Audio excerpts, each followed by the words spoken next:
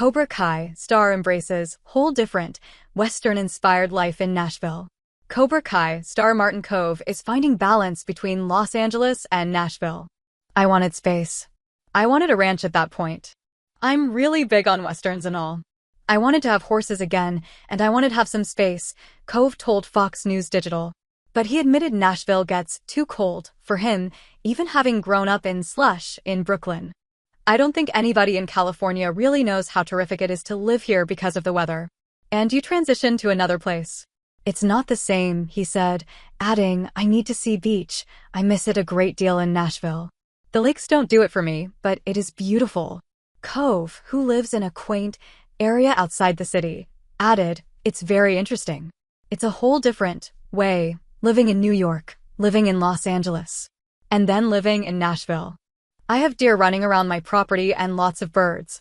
And I sit there with a cigar watching Westerns, it's cool. It's fun. And my kids come out a lot. But I come here a lot because you need the regeneration of being in a cosmopolitan area. I need to go to the theater more here. The 78-year-old also shared his sympathies with the victims of the Los Angeles wildfires that devastated the Pacific Palisades and Altadena neighborhoods. I felt so much for the people who lost their houses in the fire because back in '78, I had a ranch in Agoura Hills. It was my first property that I ever bought. And I lost it all in the fire, Kove said. And I had a chainsaw and a tennis racket to my name in my car. That was it. Everything was gone. And I was only in Hollywood 2 or 3 years. And all my souvenirs and everything were gone. But I know what it's like because I rebuilt.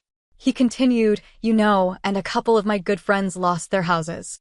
And it's a tough game. Really tough game. Kove has forged a career in Hollywood over the past 5 decades, often playing a tough guy, like his antagonistic dojo owner John Kreese from The Karate Kid, a role he reprised in the Netflix spin-off series, Cobra Kai. With the final season airing now only on Netflix, the Cagney and Lacey star has found that people have connected with the original film and the spin-off in different ways. The movie became popular because one of 3 things happened.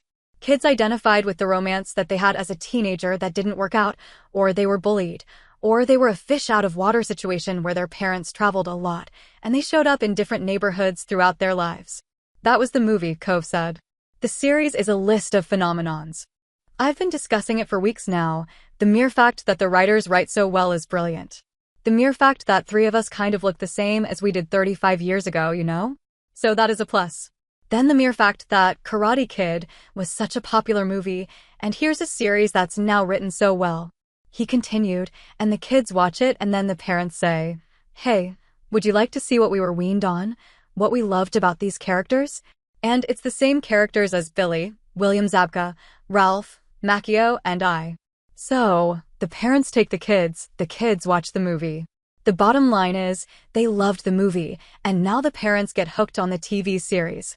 So you have all these little, phenomenal things, these elements of success that people and pictures and TV series, they long for that kind of chemistry. Kove is deeply appreciative of the writing of his character, who in the film is cruel to William Zabka and Ralph Macchio's young characters, but is fleshed out more in Cobra Kai. I did not want to get involved in the show unless they were going to write my character with vulnerability and an arc and emotional colors. I wasn't interested in doing the guy from Karate Kid, he explained. And they did. They did everything I wanted. He avoided spoilers, but described the fate of his character, saying, it's unbelievable. I saw it on the big screen, and everybody was crying. The redemption and the structure of vulnerability.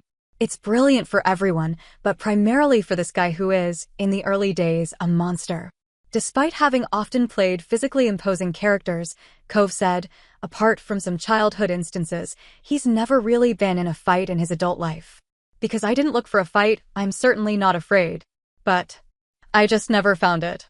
I always find the good points in people.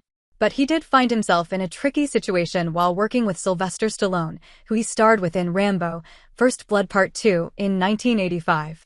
While filming in Acapulco, Kove recalled, girls would come up to Sly and ask to dance, will you dance with me? And he would say no, because obvious reasons. And Sly was damned if he danced with her, and he was damned if he didn't, because the boyfriend.